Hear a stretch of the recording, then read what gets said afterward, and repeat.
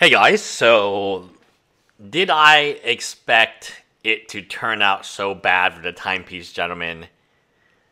No, I did not. I would not have predicted the backlash that they received. I would not have predicted the other.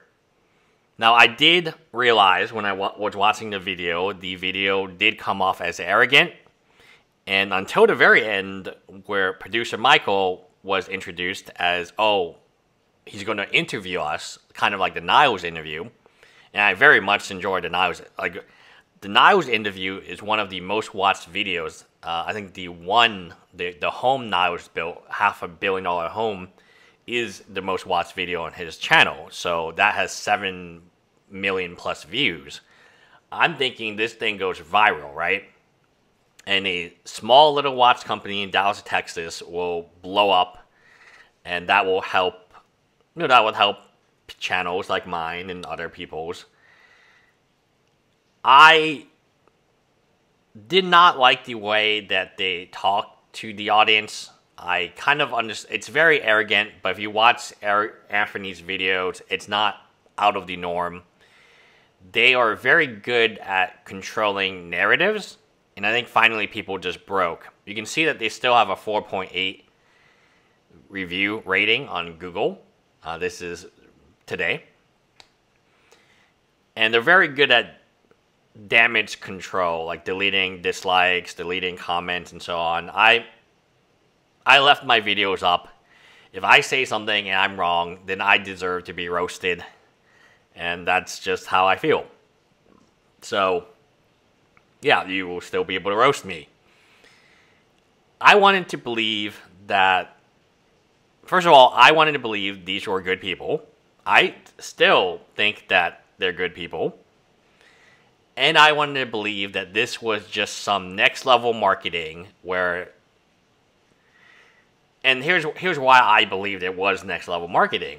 The watch community, before Timepiece Gentlemen came along, outside of Nico has quite a bit of subscribers, but I would argue that his videos are not really watch related, they're celebrity related. So it is about watches, but maybe the reason that people click on it is he's using a celebrity name, he's using somebody people are searching. So everyone in this industry, including myself, we game the system, right? That's why you see all these funny faces and big things, and sometimes it's clickbait, and sometimes it's uber clickbait. I'll be the first one to tell you, I benefited greatly from this drama, and I wanted them to be successful. I wanted to see this new marketing technique they were going to use. I knew they didn't run away based on their lawyers, their legalese, and also the Yasmin situation. I knew that was their PR person. Archie Luxury figured it out. And the longer the story went on, I thought, hey, the better for me. I was expecting on Thursday I don't know what I was expecting, but I definitely wasn't expecting, the video being talked down to and, oh, you thought the worst of us. Like, it's very simple, right? If you're fanning the flames for people to believe that you ran away, and you can easily curtail that, and you choose not to, then you are part of the problem, right? So you can't then claim that, oh, you thought I was bad. Well, it looked bad. The scenario looked bad, and testing your friends, including Roman. Roman is pissed off. I think he's on vacation, and he has to make this video talking about the Timepiece Gentlemen, how he really feels after the fact. I can imagine Roman's response is probably the response that a lot of consigners had, a lot of prospects, a lot of current clients, former clients, and I wanted to believe there was some marketing genius at play. There was something that I just didn't understand. I mean, the social media blackout, it was in 2020, people did it for a day, and they barely did it because the news wanted you to do it because the news wanted you to watch the news. I've never seen it done for a week to this extent. And when I mean to this extent, I mean, wow, they really did it. They must have received hundreds, if not thousands, of texts. I'm not just talking about Marco and Anthony. I'm talking about their neighbors. I'm talking about Roman. I'm talking about Watts Eric. I'm talking about all of them. And they didn't respond to any of them. That took, and even their employees are very young. Their staff is incredibly young. For them to have the discipline not to respond back and not to, like, Alfred and Vic, Darby, like, that's crazy to me that they were able to pull that off. So behind the scenes, you can see that they were all in the room together. They were all volunteering together, even Mike. And wow. Now, it clearly did not work. It clearly did not work on any level. If the point was to raise money for charity and awareness, that didn't work. The charity is now gone. There's no way to donate to the charities. There's no way to bring awareness. The video that had the charity where you could donate, which I donated to, is no longer around. So if you wanted to raise money for charity, you would still have that video, even if it had lots of dislikes and lots of, you're still going to raise some amount of money versus zero amount of money, which is right now. If the idea was to test your fans and Roman and Watts Eric and Nico and Paul and everyone else to see what and Archie, obviously they were messing with Archie. They sent text to Archie, but not to Roman, which is weird. Then that did not work because your fans are abandoning you. Roman's has abandoned you. He's called you out. And Watts, Nico, and Eric, I feel like in the live stream, they were pissed off. They were not happy, especially Watts Eric. Nico is kind of hard to tell because that's his character, and he doesn't really go out of character.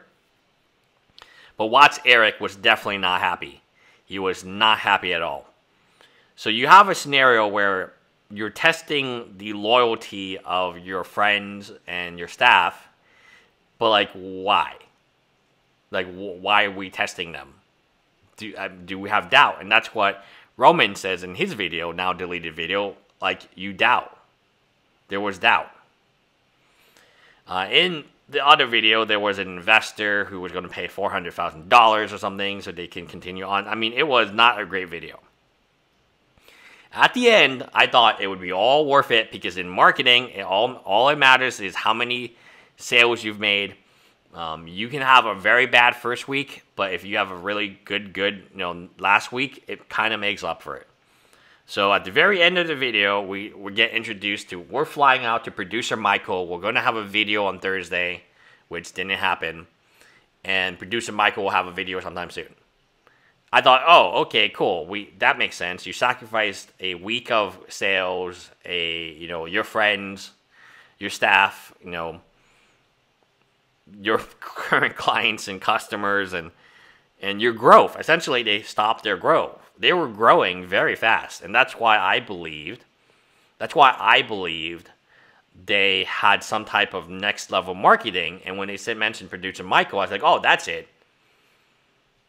That makes sense. They're going to, the fastest way to grow on YouTube, of course, is to have a larger channel promote you in some aspect, in an interview.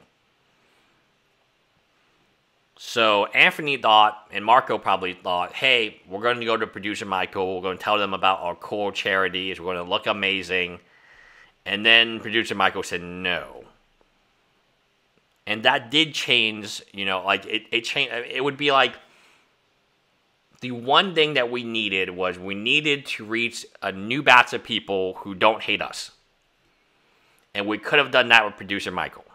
Because that new batch of people, they would be less involved. They wouldn't be part of the watch community. I mean, they would be totally new people.